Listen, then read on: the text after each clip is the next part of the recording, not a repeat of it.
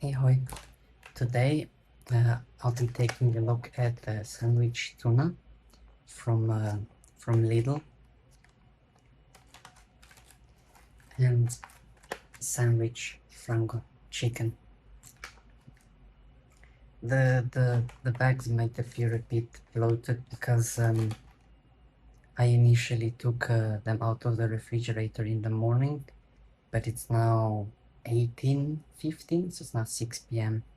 The plan was to eat it in the morning, but the hunger left me. So I just spent the day in bed watching YouTube. But I'll quickly pause and open the chicken first, and we'll see. So I tried to pull it, but as with these things, it's often the plastic is too frail or the seal is too strong, so it doesn't actually open. So what I'm gonna do is I'm just gonna take a knife to it. Just a second.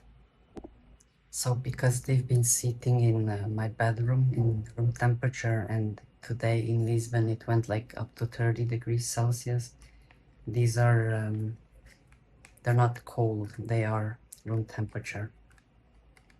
They're very soft, but because they're room temperature, it means that the flavor will be much more pronounced. That's one of the things that I noticed, forgot about the plenty shake from Jimmy Joy that I did. On the packaging they wrote cold water, and cold things mute some tastes. That's why like Coca-Cola and sodas, such drinks, are usually served cold because they taste less sweet that way. Anyways, this is I squeezed it a bit. There's chicken on this side going out, but I like it. Looks nice. But yeah, sandwich chicken from Lidl. This costs 1.49 euros, 1.49 euros. I think it could be 1.45 or 1.49, but basically 1.5 euros.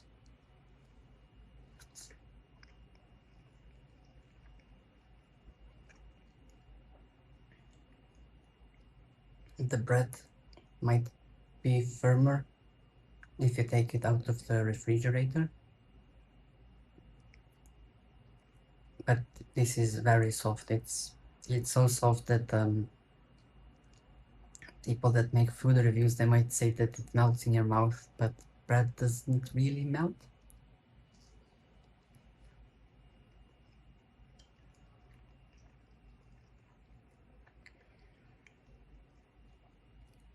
But it's very delicious.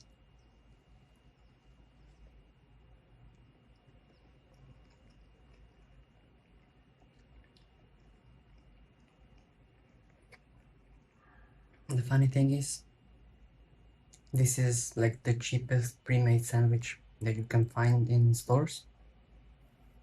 At least that I've been able to find in any of the stores that I've seen. And I went to Lidl, Auchan, which I believe is from France, Continental, Pingo Dosa, but it's Aldi. Maybe they either all have it around 1.5 euros or slightly above, but it's still pretty good. Like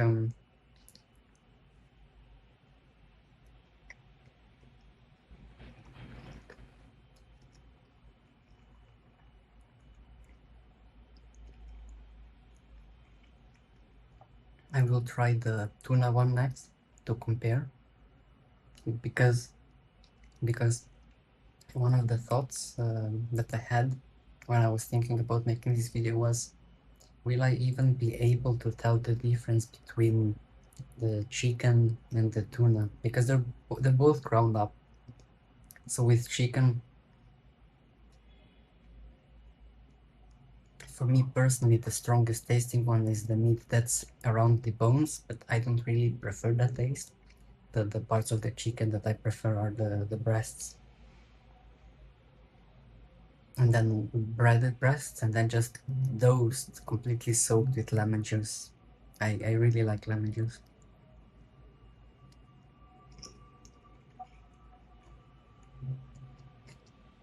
But yeah, even though this is the cheapest,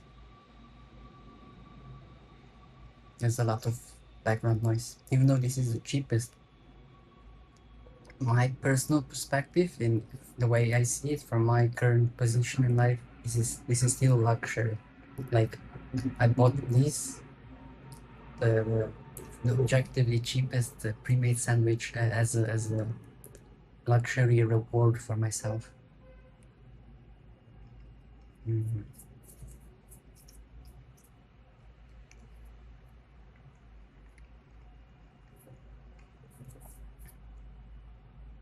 I'm going to quickly pause to open the tuna one, but see it has the pull tab here, but if I try to pull it,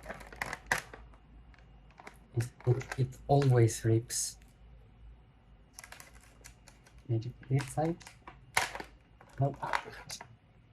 So yeah, I'll pause and I'll open it with knife. I mentioned the temperature of the room and the food at the start because not only does it increase the strength of the flavor, but the main thing I noticed with the chicken was the smell. It had very strong smell. Uh, Not good or bad, just very noticeable smell. Maybe that's better to put it. So this is tuna. It does smell like tuna. So maybe the taste won't be as similar to chicken as I thought. But should I open one?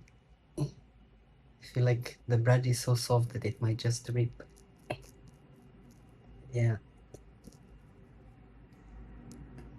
terrible. But I mean, it looks like this. There's enough of the feeling inside that louder things.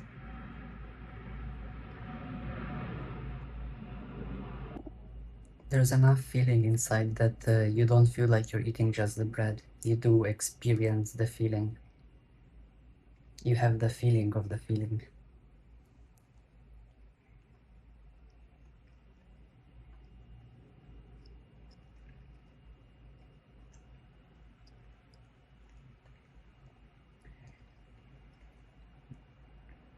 There is a difference, obviously. This has more of the sea flavor to it, fishy flavor. And so my concern at the start that they might be too similar. I feel like if I was served them blind, I would be able to tell them apart.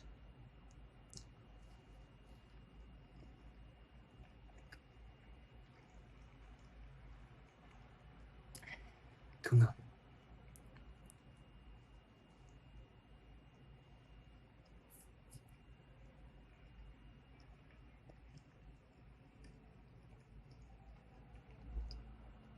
I wish there was a way to take the mercury out of tuna, because for the longest time, well, not the longest, but for most of the time here in Portugal, my main diet was just the one meal a day of 200 grams of rice, one can of tuna, olive oil and soy sauce. But because I'm shorter, I'm like 158, like 5'2", I think it is. Even that just so even for normal people, eating tuna every day is not recommended, but because I'm shorter, I have less body mass. It's even the dosage of mercury is even greater proportional to the body. That's what I'm trying to say. So I shoot over the daily recommended limit for mercury. But because it's every day, you don't notice the buildup of mercury in your body. So until like something catastrophic would happen, that's why I kind of had to pause the tunas, just eat less of them as often.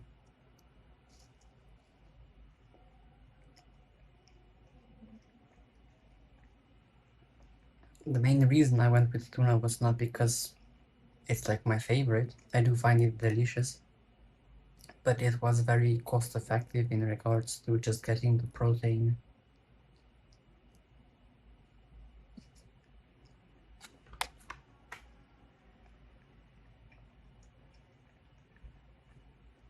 The whole package has 15 grams of protein, and this one has 8.8 times 1.5. What's that? 12152, 122, like 13 and a bit protein. So it has slightly less than the tuna one. But both of them together, it's less than 30 grams, which I guess I haven't verified, but Gemini said that the needed amount of protein to activate muscle synthesis thingy, the thing that rebuilds muscles, is like 20 to 40 grams of protein. So this should be enough to activate it.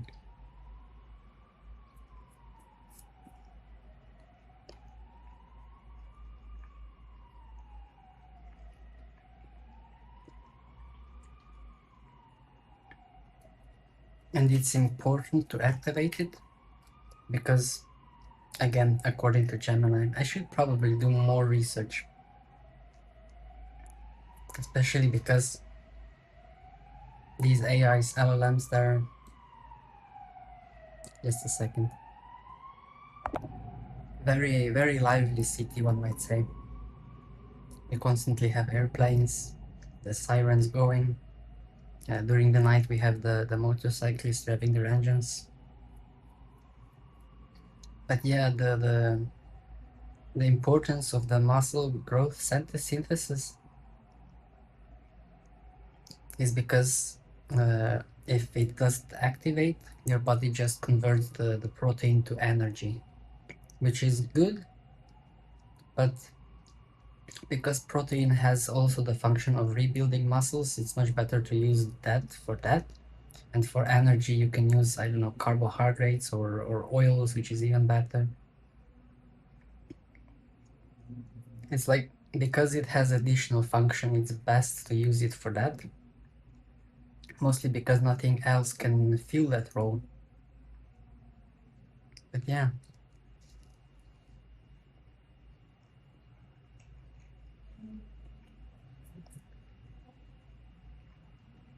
This is my first meal today.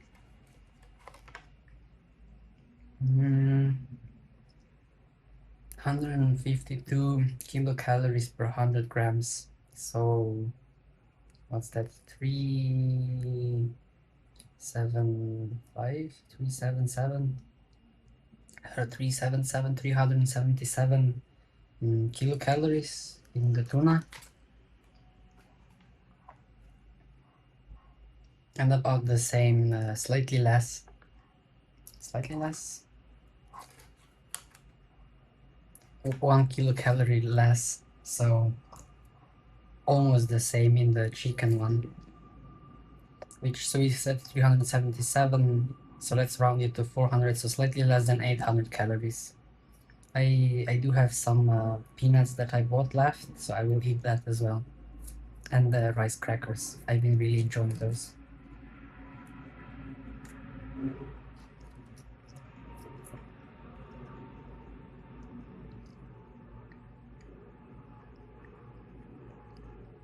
I haven't been exploring the Jimmy Joy meal replacements because I want to film those as well. But to film, like, the stars need to align, I feel. It's a rather high friction point for me personally, so I find it difficult, which is why these videos aren't as edited as they would ideally be, because I feel like the moment I start to put in a lot more effort, the video will actually never get done and uploaded, because I can be quite perfectionist, and the problem with perfection is that perfection doesn't exist. So you just keep working on the video until something in life distracts you enough to forget about the video for a moment, and then the video never happens. This way, like Wheezy Waiter, one of the YouTubers I often watch, like I watch most of his videos,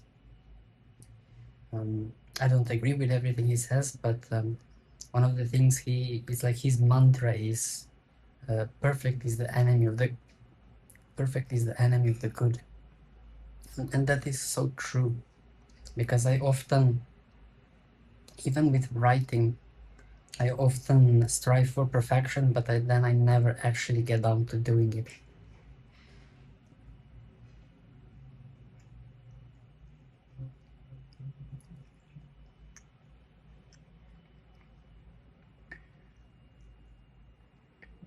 And this is something I feel it's very true for many people, especially with hobbies. It's like a form of procrastination. So then you end up watching videos on how to do it. And I've also noticed this with many YouTubers. They're like, okay, I'll get that equipment, and once I have that equipment, I'm gonna start doing the hobby. But that's the completely wrong approach to doing hobbies.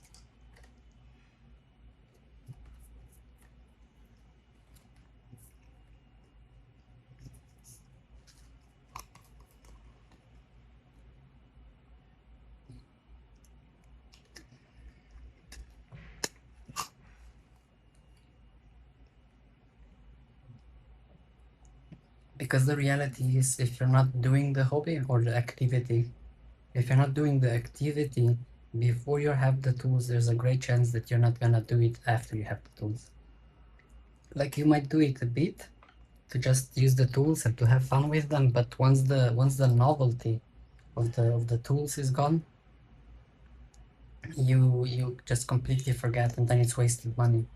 That's why with my microscope, I made sure not to spend any money on it. I went to a university and I asked them if they have any like written off, meaning to be discarded microscopes.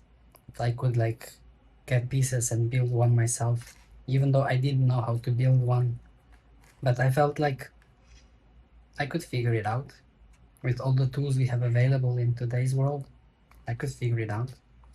So the chicken one is last. Mm.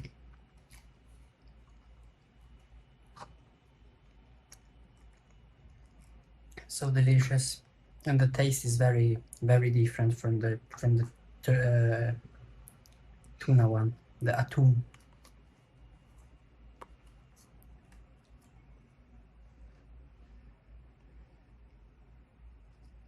Completely different. They're both very very very delicious. One of the things that I would often say is one of the best spices you can put on food is starvation, and it really is true. Because when you're hungry, food tastes much much better. That's like I would most often say that when people would ask me like if I don't get bored of eating rice every day, and it's like when you haven't eaten the whole day, that rice tastes fantastic. You're like grateful that you had it.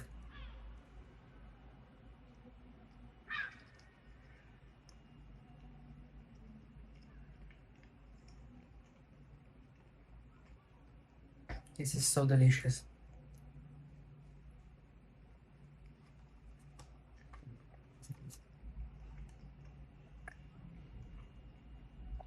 I want to travel to Japan one day to see what the prepared sandwiches there are like. Because when I watch videos on YouTube, people are always like, "Oh, it's so good," or I don't know. They either super praise it or they're super disappointed. But the general consensus is that the food is of higher quality and taste in Japan.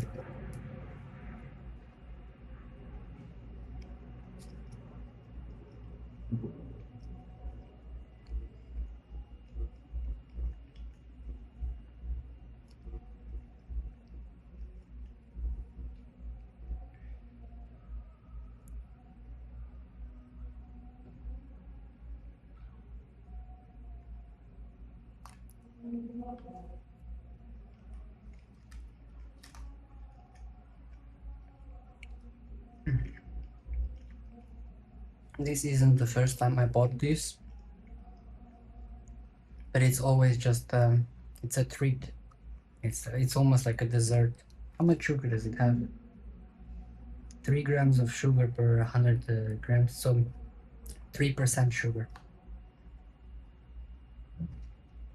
30% carbohydrate, but 3% sugar. But it's not a lot of sugar. But to me it's dessert. But then again, if I go to a restaurant, my dessert would be just getting more meat.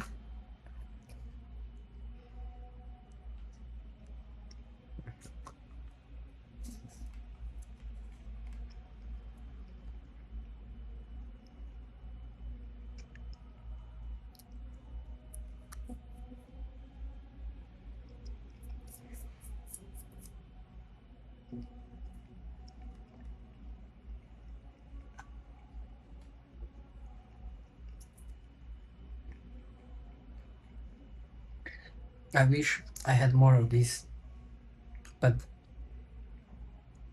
my guide rule of thumb for daily food allowance is €1, maybe slightly more, which means that just one pack of these pre-made sandwiches strikes above it. That's why for me it's a luxury. It's not. Well, I would love to be able to eat this every day, like to have this be my main meal. Just because of the cost, it's not. Even though, as I said before, it's the cheapest you can find.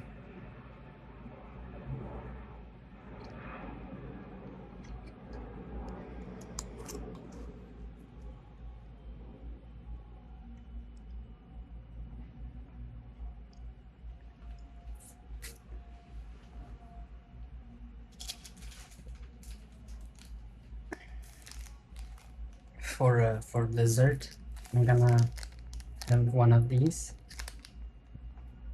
This is the protein bar from Plenty, from Jimmy Joy, and after I made the previous video about it, they actually sent a video, an email, sorry, a marketing email, not directed at me, but it's a. Can I show this? It's that they have new versions. This one is version 1, right? They have version 4 bars out, and they come in 3 flavors. I don't know if they're additional flavors or if that's the probably the caramel sea salt, lemon pie, and vanilla.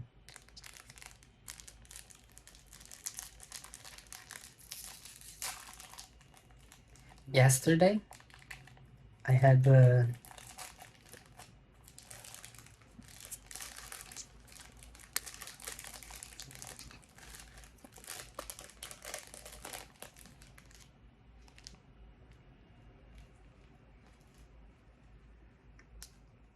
very soft because it's so hot here. I don't have air conditioning. Luckily, my window is facing north, so I never have the sun shining directly into my room. But because the whole earth warms up, the ground warms up, it heats up the air as well. So it's still very hot. Like even now I'm sweating here. I think it's like 27, 28 degrees because it has started to drop. But it's, for me at least, it's still very hot. But yesterday I had the immense privilege of attending, I took notes, of attending an international childbirth initiative. They had like an educational day almost. It's like a whole program for the whole day.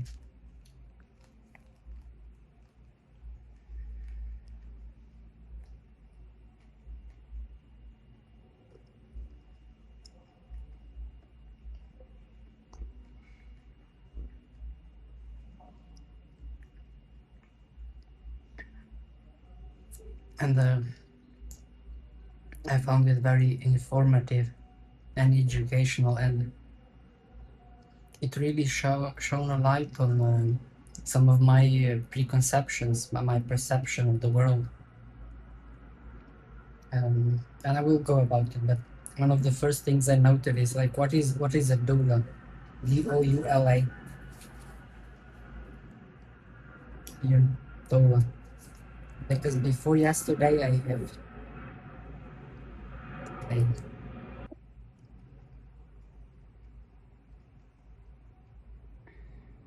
before yesterday, I had never heard that word before.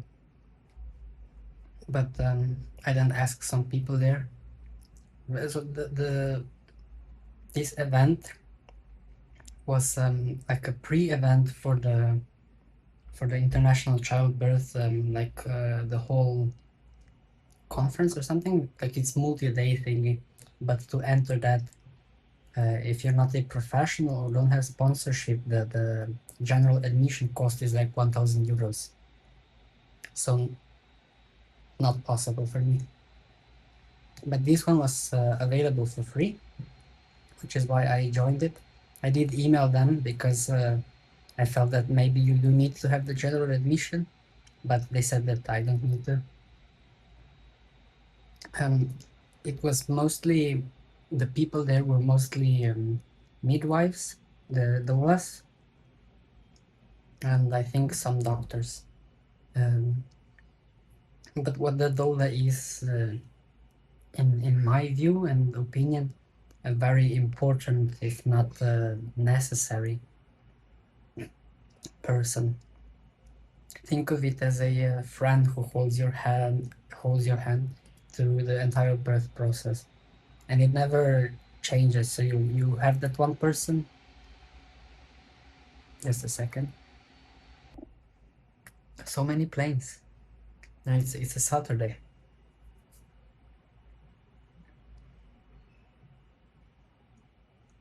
So doula, they're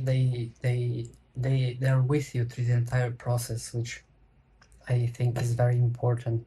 They're not medical professional, though I feel that many, if not most, they do have the knowledge needed so that they know what's going on.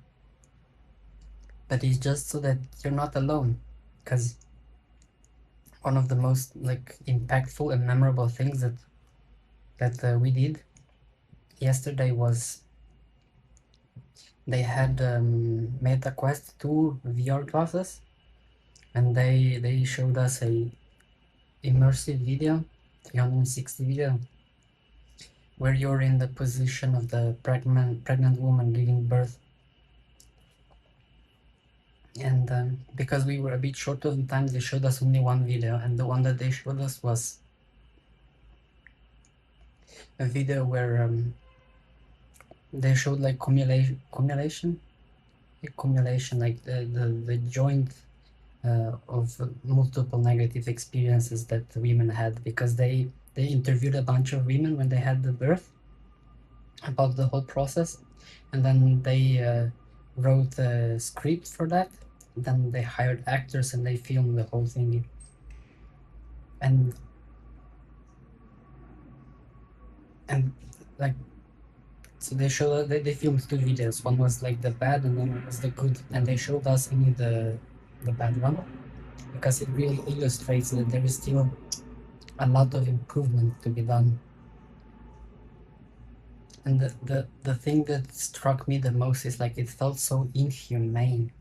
Like the doctor got the name of the woman wrong twice. And this wasn't like in hours. The whole video was like 5 to 7 minutes long. And they treated her so. They treated her like a mechanic trying to fix a machine. The woman kept asking like, "Is the baby okay?" and stuff, and they just ignored her. They didn't acknowledge her. They just looked at the machines, the displays to see the readings, but never really looked at the woman, and it really felt like suffocating and inhumane. And at some point, the doctor just leaves. so you're only with the midwife there. But even she's like, oh, I'll go get a doctor. But the thing is, the woman asked multiple times like if her husband could be here with her, and then the midwife just kept saying, oh, in a minute, in a minute.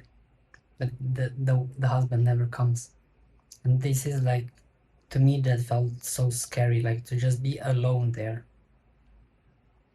completely alone, in a room, in a cold room, completely alone. And that's where I really realized the importance of doulas.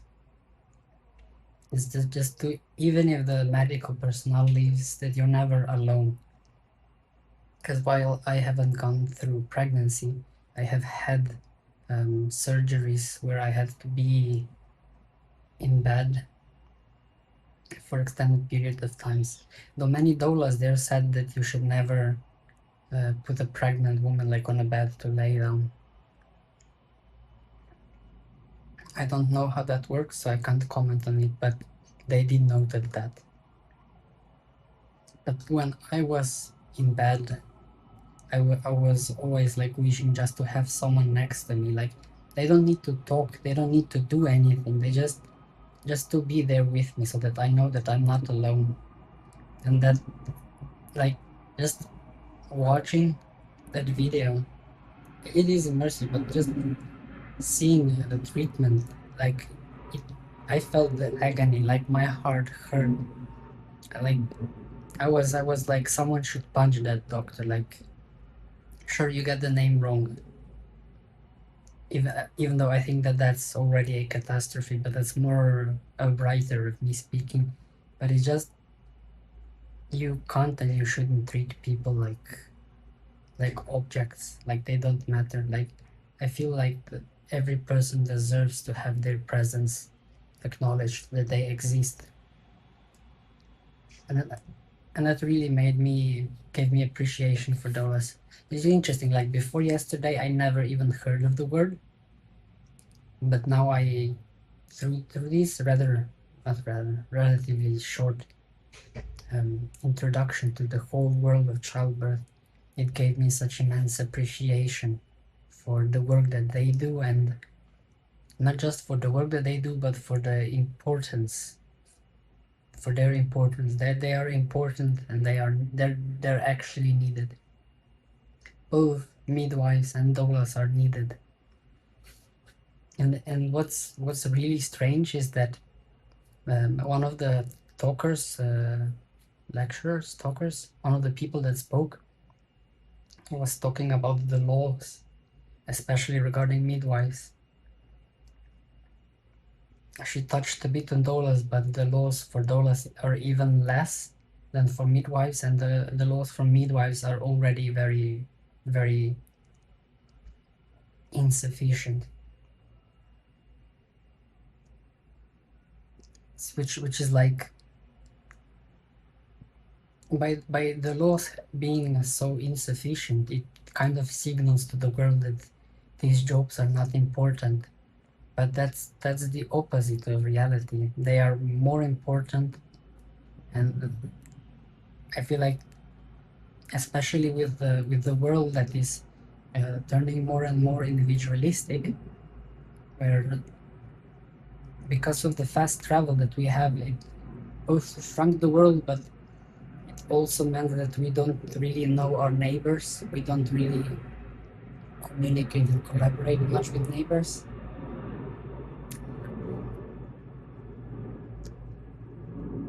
It feels like when you go through childbirth, you don't have as many people around you as you would like 1,000 years ago.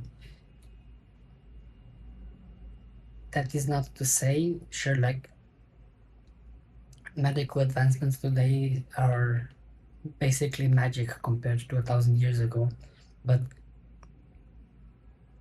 in such an experience such as childbirth, I feel that you need more than just the technological advancements. You still need the human element. You need the emotional support of other people, and I feel that that has been degrading and severely lacking more and more as years progress. That's why I'm hopeful that the laws will starts to appreciate and acknowledge the existence and importance of midwives and doulas, because they're both needed and desired. Like they constantly are making surveys, and pretty much every woman says that having a doula here and me there with her as she goes to childbirth was very beneficial, that she was grateful that she had that option. And one of the things that they noted was like, they would say like reproductive rights are human rights.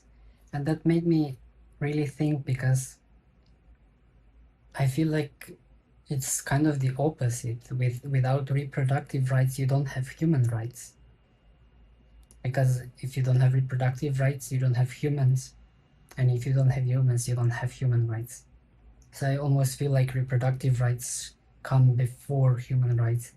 But hearing some of the stories that the women there told, it sounds really like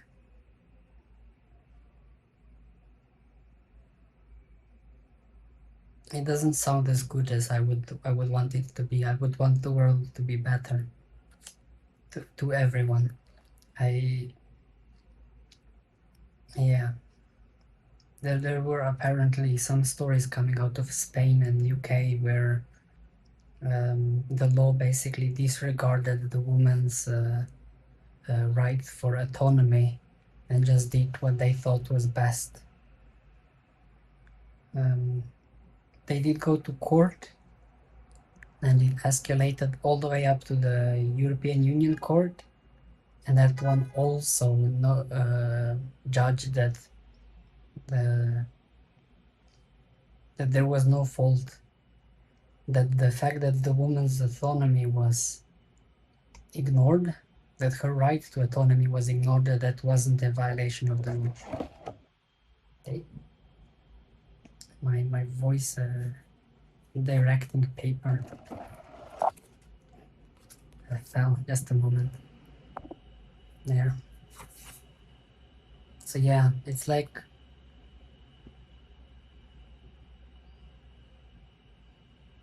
I don't know, if I had the power I would change things, but I don't have the power.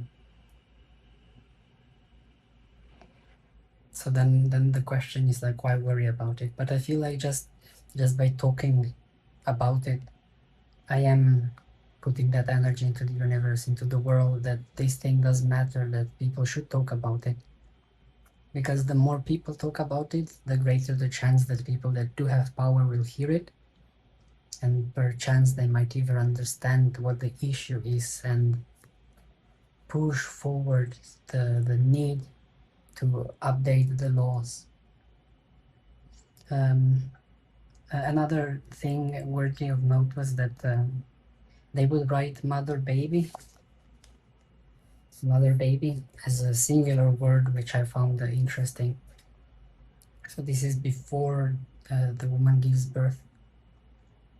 They regard it as a single entity. Another question I had, but this was I didn't ask this question there because it's more just my curiosity running wild, one might say. Because the question is like, before the discovery of sharp rocks, so like millions of years ago, how did people know what to do with the umbilical cord? Like, even if you say if they didn't have sharp rocks they could just bite through it, but how do you know that that's what you're supposed to do? Because I feel like the thought process to cut that cord is rather quite highly intelligent. Like, you need a lot of thought behind it. It's not just, I don't know, it doesn't feel like something that will come to someone intuitively.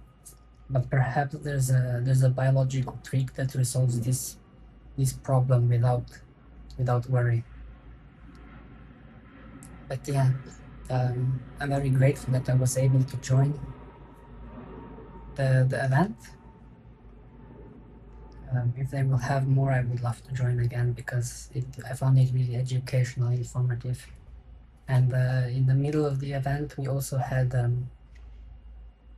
a lunch that was provided by the event organizers, and it was food from Thailand, which was incredibly delicious. They made much more than they needed, so we were allowed to go and get another portion. So I took like 3 portions, and then there was still food left. I think at the end, like 6 or 12 kilograms of cooked rice was left. They told everyone to take if they can, but I was on a motorcycle, so I couldn't really take much with me. I think I just took a bottle of Coke and a bottle of tea. But they made chicken in curry sauce, which I found incredibly delicious. I ate that a lot.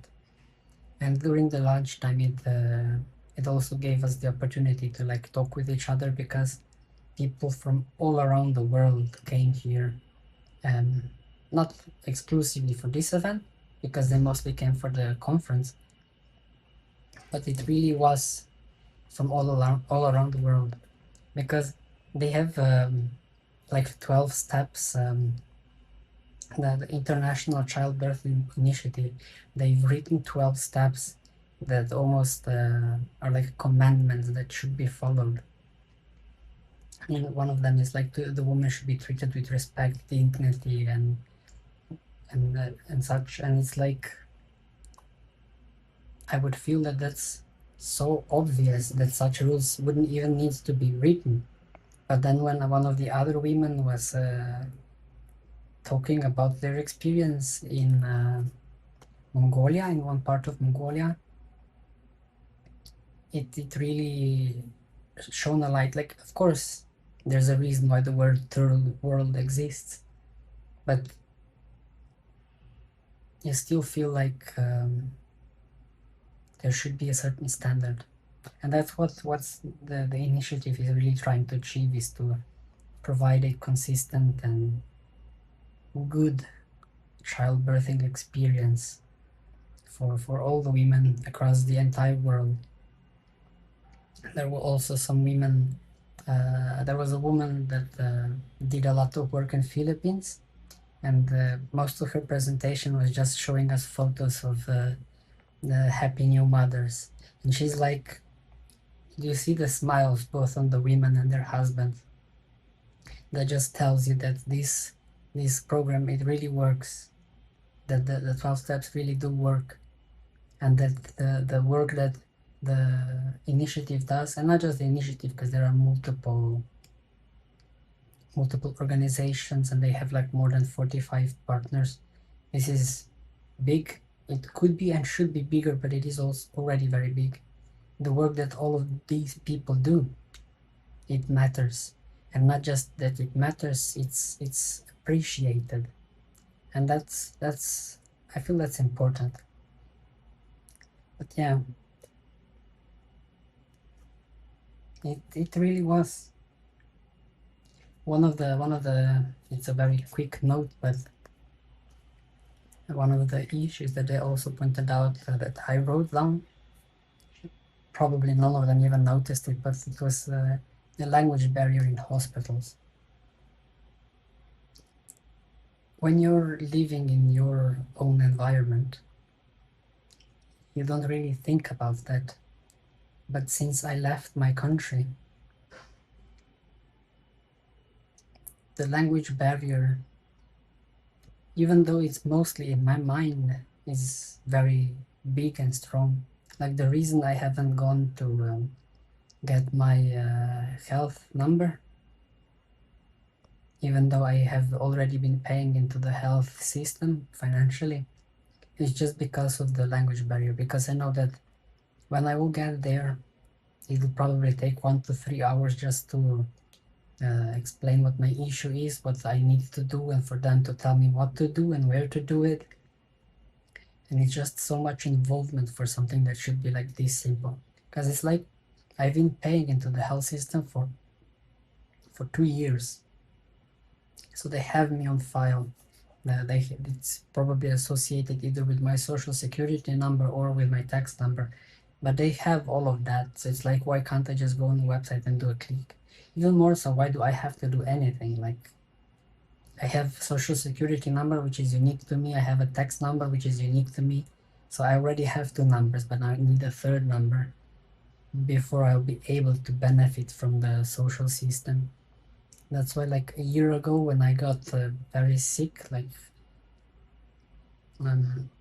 I was already riding my motorcycle, but I had to put it to service because it wasn't working well. So I had to use metro, and the first day that I used metro, I got like severe infection. I could barely breathe or swallow. I went to the public hospital, and they're like, "Oh, you have to pay more than 100 euros before the doctor will see you and stuff." So I was like, "Well," because they didn't accept my health insurance or something. So I just gave my phone to the woman there, and I'm like, "Show me in Google Maps which hospital will accept my health insurance." And I just went there, and it was a private hospital. So just to get medical help, I had to go to a private hospital. And one of the bigger issues was that in this public hospital, the woman that I was speaking with, she didn't speak English very well. That's basically the issue. And that's where the language barrier is also apparent.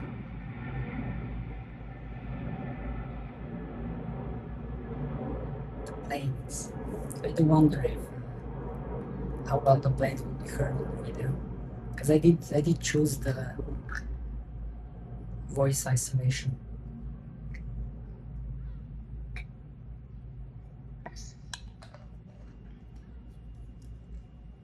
When I went to private hospital, fluent English everywhere. Sorry.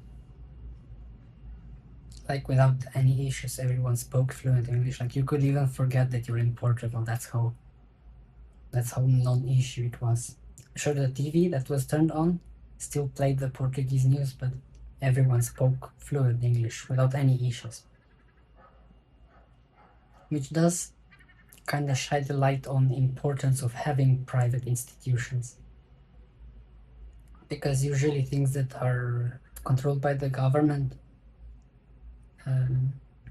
there's not that much incentive to improve.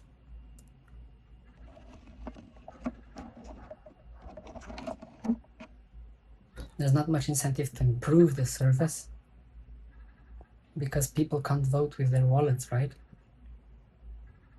Whereas with private institutions, if people are unhappy, they're just not going to use their facilities, and the whole thing will just close down and stop working. So they have to be good.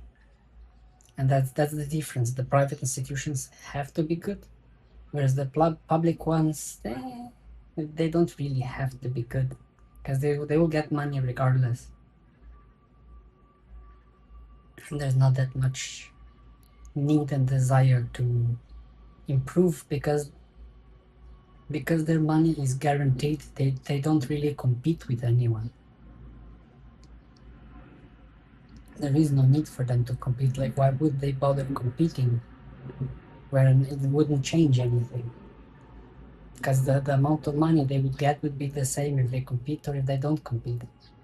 But that is very that's just one way of looking at it. I'm certain that there are multiple different issues at multiple different levels that influence the quality of medical services. But the point of view that I put is still valid though. And I know that in modern day it's very popular to demonize capitalism and to favor communism, especially by people that have never experienced it. But because of capitalism, we can have private institutions that if they want to survive on the market, on the free market of ideas, they have to compete with each other, and that competition is pretty much always good for the normal persons, for the normal people like us. Because if, let's say, private hospitals compete, on what can they compete? They can only compete on what they provide to us, which means that their competition will mean improving the service and everything that they provide to us. So by them competing to be able to earn more money, hence capitalism, they are providing better and better service to us. That's why electricity provided by the government, often you have then brownouts or just power cuts out. Whereas if you have a private institution having the electricity control over, they have to provide good service so people will switch to others. But there has to be competition, because if one company has a monopoly, like what I've heard is often the case in America, where like four companies control I think the entire internet there, there's not much competition. And if there's not much competition, then the companies get complacent and start behaving almost like governments, because they know that they will get the money regardless of the quality of the service, because the people can't choose something else. But yeah,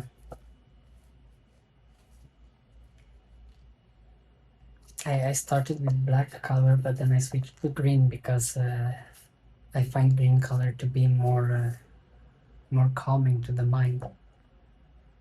But yeah, delicious sandwiches from Lidl.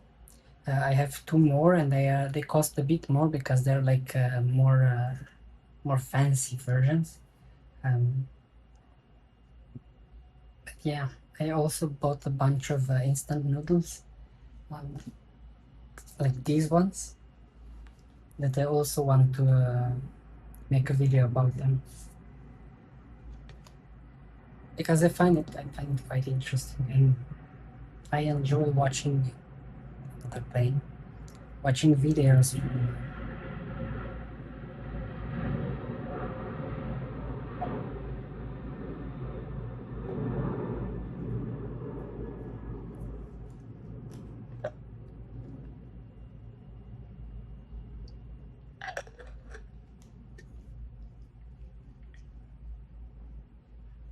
I enjoy watching videos on YouTube of other people as they go through the stuff that they can get in stores, and like how much it costs there, and the meals that they create. One of the main YouTubers that I watch in those fields is Atomic Shrimp. He like mix cooking videos with kind of challenges attached to it, so like either restrictive budget or restrictive ingredients. He also does scam baiting videos, but I don't watch those that much. And he also does foraging videos, which I really enjoy, because I really wish to have that knowledge of just being the nature, but be able to see the food that's available to me, like to be able to distinguish between what's food and what's poison. I find that just so fascinating. And because the Atomic Shrimp, the person that runs the channel, the way he speaks and the energy he brings is very calming, very relaxing. He makes like slow TV videos where it's just the nature of him walking some trail and stuff. I just turn it on, I lay in my bed and I watch it, and it's just really relaxing. So yeah, that's kind of the videos that I wish to make. It's not gonna be, I'm not aiming, even though like if you want to succeed on YouTube, the best way is to just pick a niche and do that, because then the algorithm knows better to whom to show your stuff to. I'm like a generalist, like Robert Sapolsky, another he's a professor, but he also has a YouTube channel where he does interviews, so father offspring interviews. His daughter usually asks him questions that viewers have submitted, and in one of the latest videos, one of the viewers asked, how come that the human is the main creature on the planet? And interesting thing, like Robert, the professor, he said like, are we the main? But then he said, like, to shorten it all down, basically humans aren't the best at anything, and they're not the worst at any one thing. They're just generalists. They're okay at all things, and that generalism, which was worthy of note, is that it extends to what we can eat, because most animals have very narrow bands of what they can eat, but humans, we can eat so much. And that ability to eat so much meant that we're not constrained to a specific environment. We can find food pretty much anywhere. But we're generalists. And in that sense, I too am a generalist, because there's so many things that I find fascinating and that I want to do. Like the first part of this video was food review of the Lidl sandwiches, and then the second part was like more vlog type of what's happening in my life. But I also want to do like more computer videos, like programming and stuff. There's just like, I don't want to limit myself, and I feel like that's what YouTube is supposed to be, because you have the channel, maybe not literally in your name, but it is in your name, and it's a reflection of who you are. And I feel like as you as a person change, so too should the YouTube, right?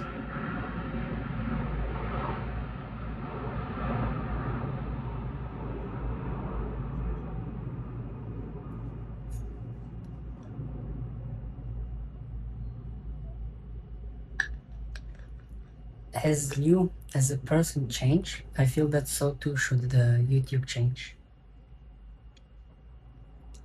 But yeah,